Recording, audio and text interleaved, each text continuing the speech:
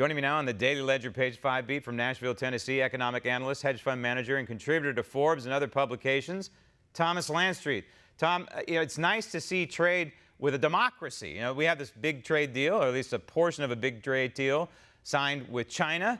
Not exactly our ally. Most people would call China, in the end, our enemy. But here you have India, a huge democracy. Nice to see trade going on. That's military arms, but also this pending trade deal with what one would consider an ally.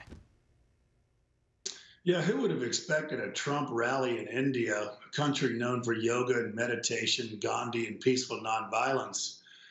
Modi is a reformer, as is Trump. You may know Modi cut their tax rate significantly, reorganized their entire tax scheme, which was extraordinary in regard to its benefit to the economy. So it makes sense that these two would get along. It's got to bother Chinese leaders as well, by the way, which is probably good from Trump's standpoint. The sale of military technology, the strong and growing relationship. India is a great alternative to China for a lot of reasons. Very bright people, big population. They are having children, so their demographics look good. So it's a natural, and I'm glad to see it. And President Xi in China right now is coming out and saying in no uncertain terms that the coronavirus is going to have a big impact on the Chinese economy. Now, he didn't exactly quantify how big an impact, but as we know, the Chinese are not exactly forthcoming with, well, the truth and accurate numbers, if you will, in their GDP or what have you. So if President Xi is coming out and saying, hey, there's going to be a big impact, negative impact, I should say, on the Chinese economy, there's a force multiplier on that one, too. You're absolutely right. For him to admit it means it's got to be terrible. I'm going to repeat for the umpteenth time how little faith we have in China's statements and statistics.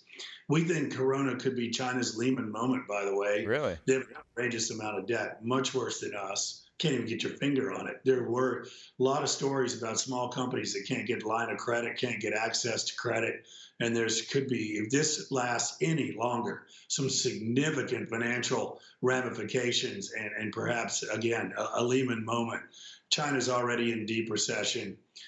Xi ordered people back to work, in some provinces, which you may have seen, probably because he's got to save the economy. I think they're really on a precipice, personally. Yeah, it's a 1-2 punch here. You have the trade war that was going on, devastated their economy, and then you have this. So they could be hurting. Real quick, Tom, before I let you go, there's an inverted yield curve again, and a lot of people are blaming it on the coronavirus. You buy that?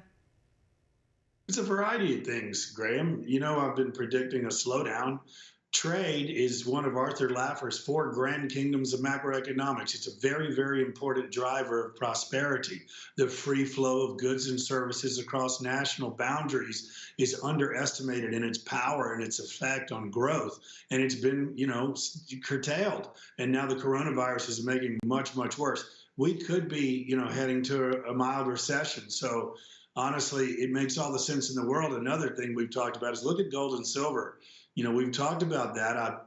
I mentioned it more than once on your show, and it's going, those prices are moving up. Yeah. It's a sign of stress. It's a sign of a significant potential slowdown.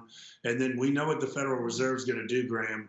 They're going to open up the spigots even more, creating even more risk, in our opinion. Yeah, signs of panic going on out there. But that's often what the market does, right? It's driven by fear and greed. As far as the inverted yield curve, again, this can be, not necessarily, but can be an indicator of a pending recession. We shall see. Tom, thank you.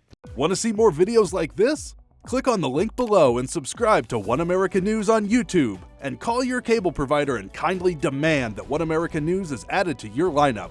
Call and subscribe today.